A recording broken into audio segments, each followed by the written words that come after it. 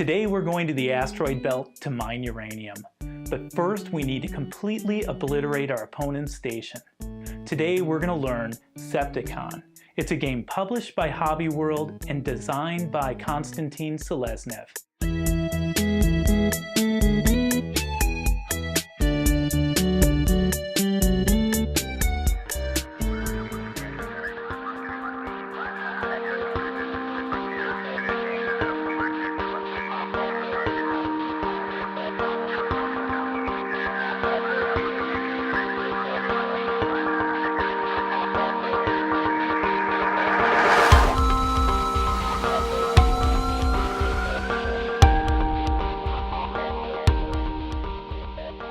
Septikon is a strategic two-player turn-based battle that is sci-fi to the max.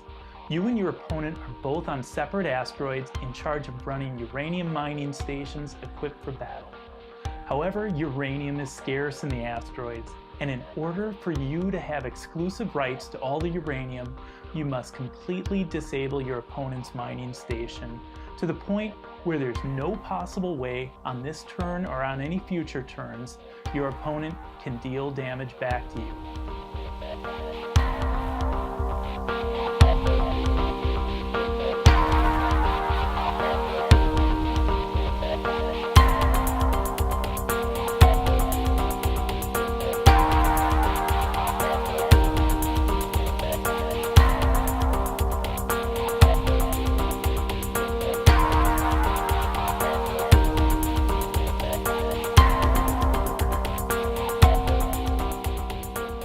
Your battle-equipped mining station is made up of 8 underground levels, where your crew of obedient clones are waiting for your orders to activate the modules within the station, or to go out to level 9, the asteroid surface, and become gunners.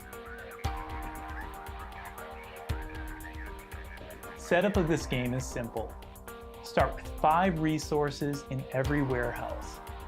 In Septikon, you can unfreeze clones equal to the amount of oxygen resources you have, which we'll cover more in detail in a little bit.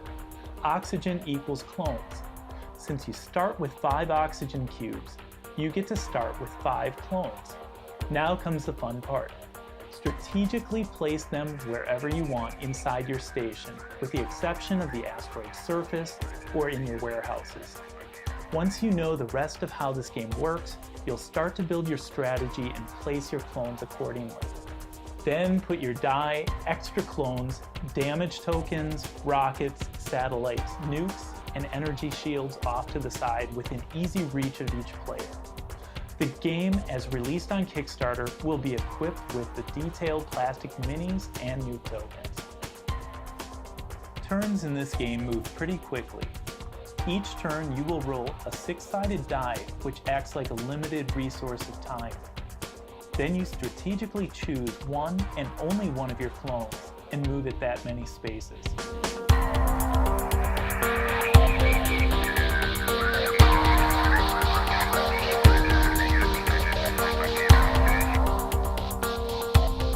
The clone has to move spaces equal to the number rolled on the die, and it cannot backtrack.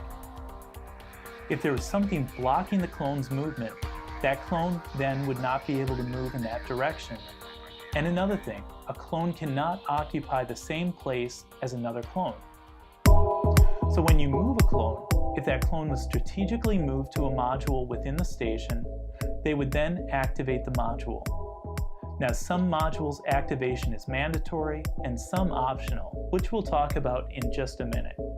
After you activate the module, if you had any bio-drones in your opponent's station, and bio-drones are like an invading army, then you would have the option of moving each of your bio-drones the number that was shown on your initial die roll.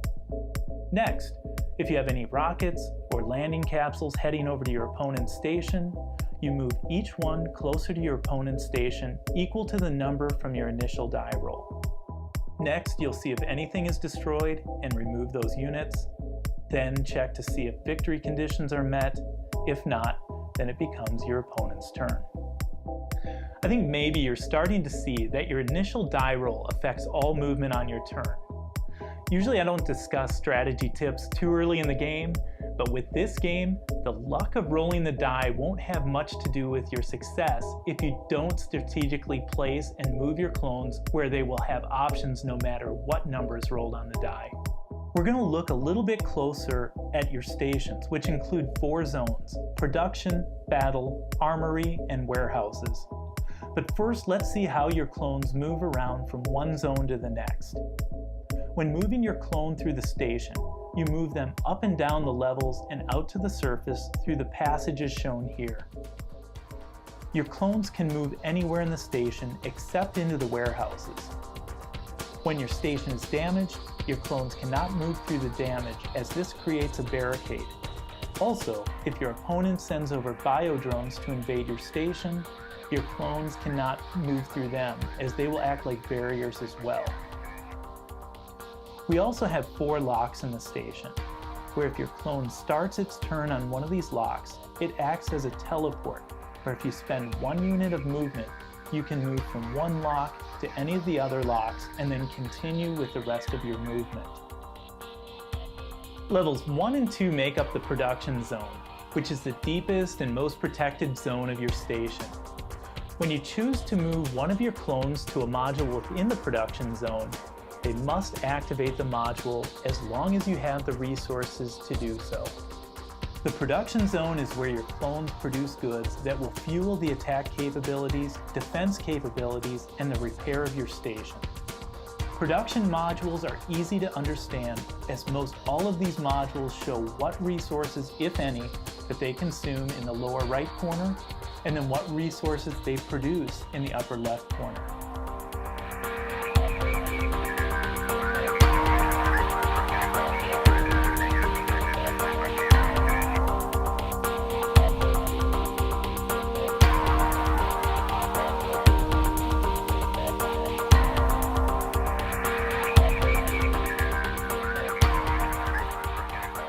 There are 3 special modules in this zone: the repair module, the sensor cabin, and the nuclear armory. The repair module will work similar to the repair modules located in the battle zone, which we will look at next. But this module lets you repair 1 damage to your station while consuming 1 energy resource. The sensor cabin lets you destroy 1 biodrone that your opponent sent over to your station, and you can convert that biodrone into any resource of your choosing. And the nuclear armory module consumes resources and produces a nuclear warhead token that we'll talk about in a minute. Level 7 and 8, closest to the surface, make up your battle zone. When you choose to move one of your clones to a module within the battle zone, activation of this module is optional. Most modules in the battle zone will require you to consume the resource shown on the bottom of the module, and will also require a gunner to activate it. In case you forgot, a gunner is just a clone that you move to the surface, which is level 9. The battle zone lets you attack your opponent's station by having your gunners fire lasers, launch rockets, and landing capsules. They can detonate thermite mines and zap your opponent's clones with mind control technology to turn that clone into a spy. The battle zone also lets you defend your station by letting your gunners launch defense satellites and energy shields. The last major function of the battle zone is to repair damage to your station. No gunner required for this. We're going to focus more on talking about these zones in depth in just a minute, but first we're going to talk about the other zones in your station. In levels 3 through 6 of your station, you have your warehouses and your armory. The armory works a little different than the modules in the production zone and the battle zone. When a clone is standing on a module in the armory, all of your clones and biodrones will be equipped with that weapon for as long as a clone stands on the armory module. Once equipped, your clone or biodrone will be able to attack anyone within that weapon's range around them. The drill creates an attack range of 1 square in any direction from your clone or biodrone.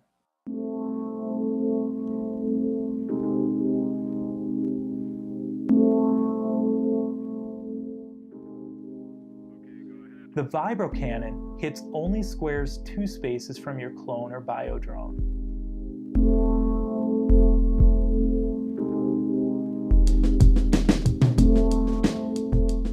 And if your biodrones or clones are equipped with explosives, they have the option to sacrifice themselves to damage the module where they were located. Moving to the sides of the armory, you have your warehouses. These are where your resources are stored. Since your warehouses are fully automated, this is the only zone your clones cannot enter. You take resources from your warehouses when you consume them, and place resources in your warehouses when you produce them. You start the game with 5 resources in each warehouse, but they can hold a maximum of 10 resources each.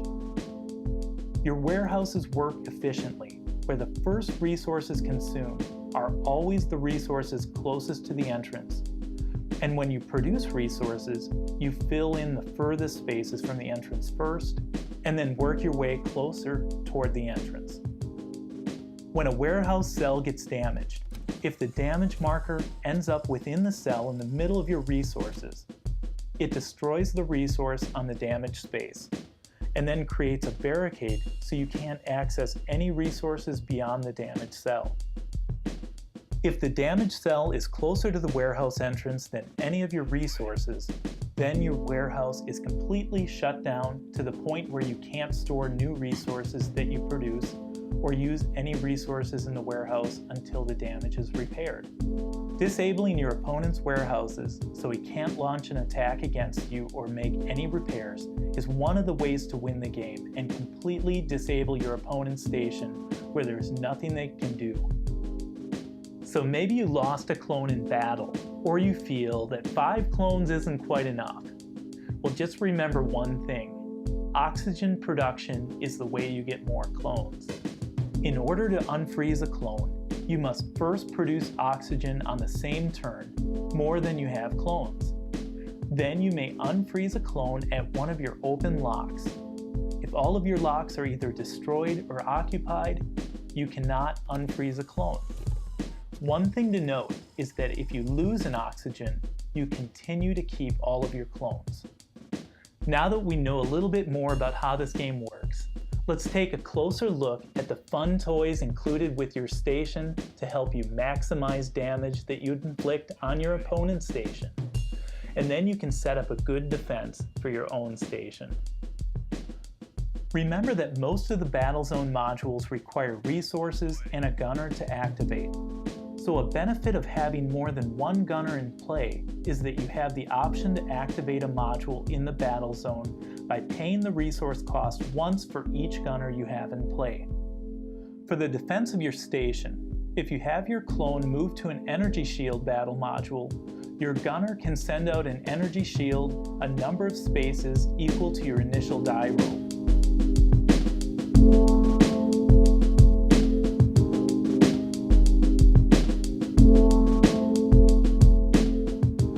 Once placed, the energy shield does not move.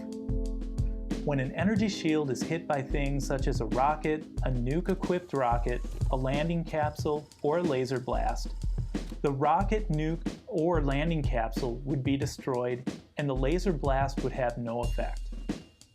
In this case, when the energy shield is hit, it is required that its owner pay 1 energy to restore it. If its owner was completely out of energy, the shield would be destroyed. The exception to this is if the energy shield was hit by a satellite. In that case, the energy shield would be destroyed permanently. Satellites are another option for the defense of your station. If you have your clone move to a satellite battle module, your gunner can send out a satellite meeple a number of spaces equal to your die roll. Once placed, the satellite does not move.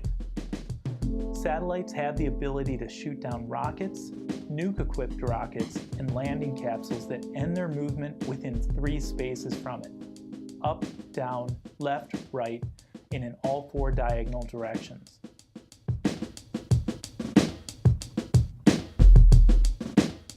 If a rocket, nuke, or landing capsule lands on the satellite, both pieces would be destroyed. Now, your battle module also gives you the ability to take over your opponent's satellites. If you choose to have your clone activate the takeover battle module, Your gunner needs to have a line of sight to your opponent's satellite, and you then take this over by replacing the satellite token with yours.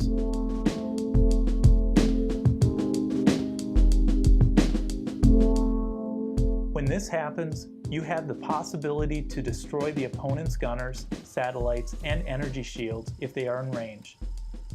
When there is a satellite versus satellite battle, whoever is the active player wins.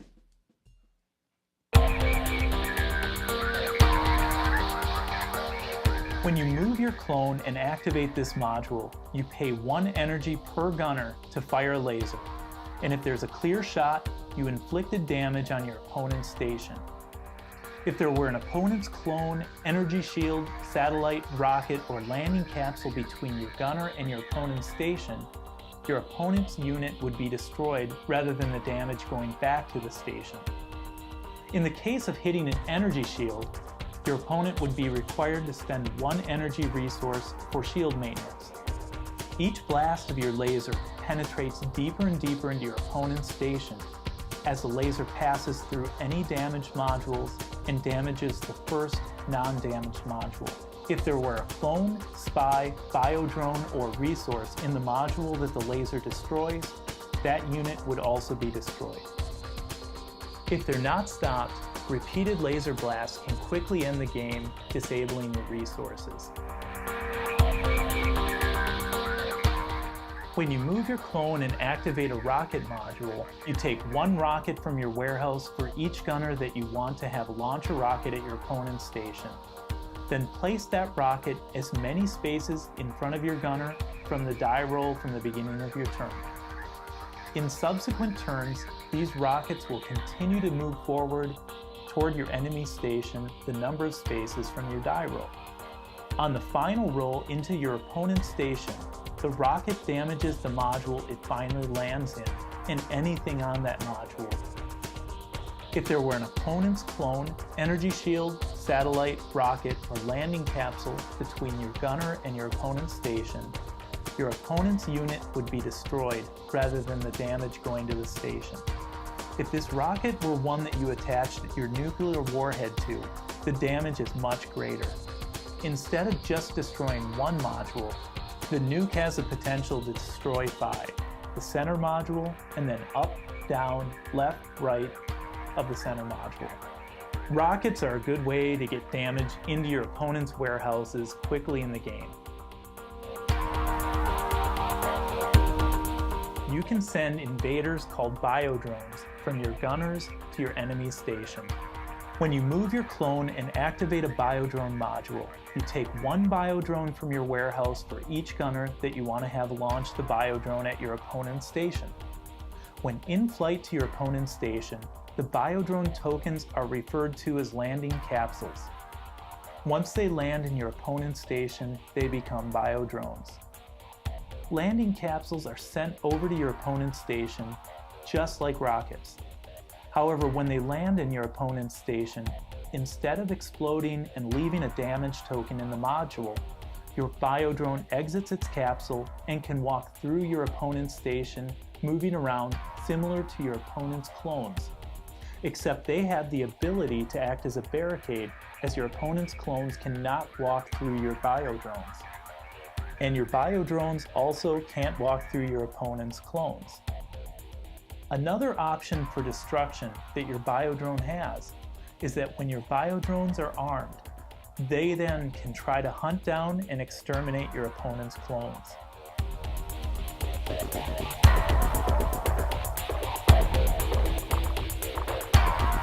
You have the option to move each one of your biodrones on each turn, and this would come after you move your clone and activate the module. You would then have the option each turn to move each one of your biodrones the number of squares equal to the number on the die roll at the beginning of your turn. A couple finer details of biodrones. Landing capsules can land on damage markers, but once your biodrone leaves, they cannot move through the damage marker. One special move for your biodrone is that if their landing capsule ends up in a warehouse cell, they remove the resource, if any, that they land on. and then they can move freely through only this warehouse, removing a resource if they land on it. Once they exit this warehouse, they can't re-enter, nor can they go into any other warehouse. Another cool toy that you have in your battle zone is a thermite mine. These blow up deep within your enemy's station. When you move your clone and activate a thermite mine module, this gets launched from your gunner's line of sight and detonates up from the deepest level of your opponent's station, depending on what was rolled on the die roll at the beginning of the turn. Place a damage marker on this space and remove any clone, biodrone, or resource from the space. This is one of the only ways to disable the production zone, especially early within the game. Now, if that weren't fun enough, let's explore another option in your battle zone. It's called espionage. Espionage lets you turn an opponent's clone into a spy, and spies can do things like carelessly activate opponents' modules to waste their resources. If you move your spy to an armory or the lock between your opponent's warehouses, your spy has the ability to steal one of your opponent's resources at the very beginning of your turn, and then they can place this resource in your own warehouse as long as your warehouse isn't completely shut down with that resource. So when you move a clone to the espionage module and activate it, if there is an opponent's clone in your gunner's line of sight, they can turn it into a spy, regardless of what level they are on in the station. And if there were more than one clone within your gunner's line of sight, you choose which one of them you want to turn into a spy. Once you turn an opponent's clone into a spy, you replace the clone with a clone of your color. Now when it's your turn, you have the option to activate this spy rather than one of your own clones. Your spy operates under the same rules as your opponent's clones, as it can pass through your opponent's clones and is stopped by your own biodrones. Your spy is not armed by you, but by your opponent's armory, so watch that you don't destroy your biodrones if near them. And then there's a counter espionage module. This is a module that doesn't require a gunner to use. When you have your clone activate this module, you pay the resource cost, and this will let you turn one of your opponent's spies in your station back into a clone under your control. To do this, just replace the clone with one of your clones. Now let's talk about repair. When you move your clone to activate a repair module, you just consume the resource shown on the module and repair either one or two modules by removing the damage tokens. Removing one or two depends on which repair module you activate. This is one of the other modules that doesn't require the use of a gunner.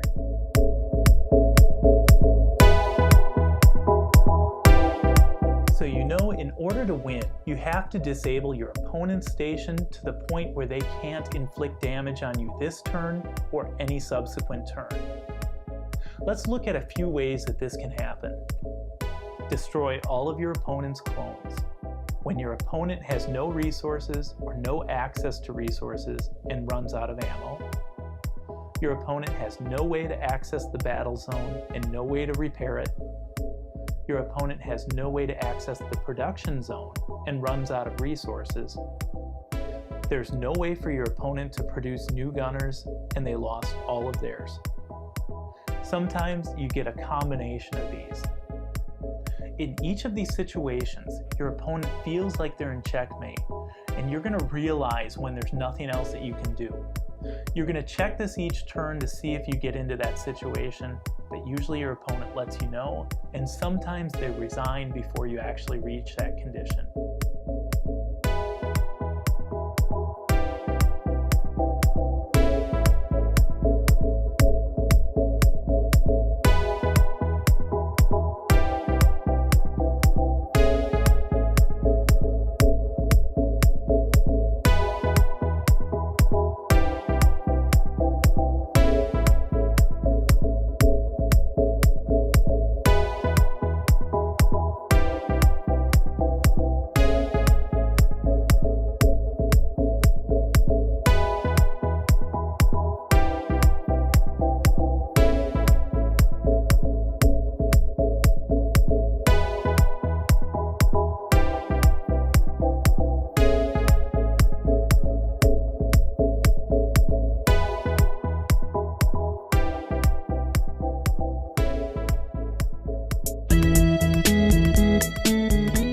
Thanks for watching, and I hope you enjoyed learning Septikon. Remember to subscribe to our YouTube channel at youtube.com/ModernTablegamer. You can also like us on Facebook, follow us on Twitter, and always remember, if you're not playing games at least once a week, the planets will not align and will never achieve world peace.